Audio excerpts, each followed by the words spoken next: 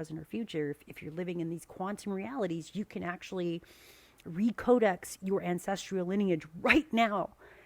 And all the ancestors that came before you and all the ancestors that will come after you will feel and be a part of this vibrational field forever and ever.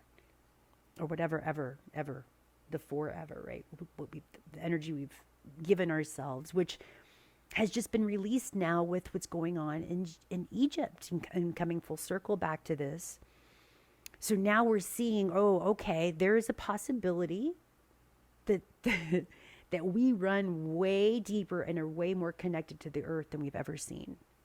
And because we're starting to see outside of this, these incredible, impactful, now that perhaps we can realize we can be pattern disruptors to those cycles, where we no longer have to create those cycles or co-create those cycles. And we can actually shapeshift it and co-create to something completely different and new formation, not based on anything that's ever happened in this past, even in Gaia's past.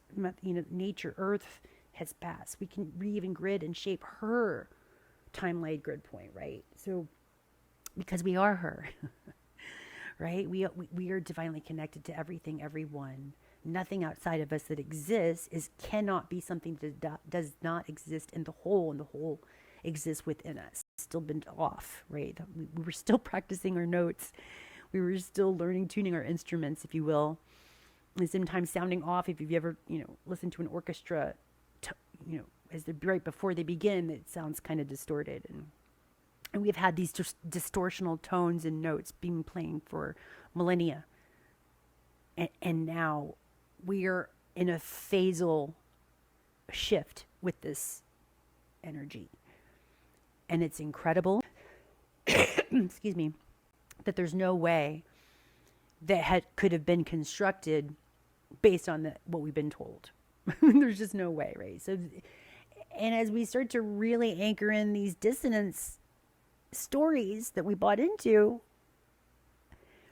you're going to have certain chemical reactions that could be emotions, right? Anger, frustration, the victim mentality. Why did they do this to me? And that's normal. That's absolutely normal. It's a phasal. It's like a chemical process, right? Virgo teaches everything is a process. Because Venus, that's the house that she rules, or that she is the landlord, or I don't even like cancel clearly. I don't like that, but where she coats her energy. We'll put it that way. Second house, right? So I value speaking on values, and I value speaking on things that I find of value and that I feel that will help the collective, how people can use Capricorn, Saturn, people can use this energy to have a better experience, to have a more cohesive, profitable, abundant experience. Remembering, right? Because none of this information is outside of us. All of it's inside of us, just being turned on or being reactivated, being remembered. This is all retrograde with Mercury and Venus. And by the way, that construct is dissolving. It's changing. It's almost like a whiteboard is just like all these, I think of Dolores Cannon, like if you don't look at it, right, it doesn't even exist. So that's why sometimes we feel like we're in this fog, because Mercury needs to do that. It needs to go back into this cosmic Piscean fog to dissolve anything still residing in the consciousness or unconsciousness that needs to be dissolved, because there's new constructs that are being reborn through us, by us, for us. We are the radio station playing these tunes. And so the radio station is like going through this sort of like, it goes through this static before it comes into clarity. And then you can really hear the music playing in a symphony, the orchestra. And guess what? There's sounds and music and tones we've never heard before, ever.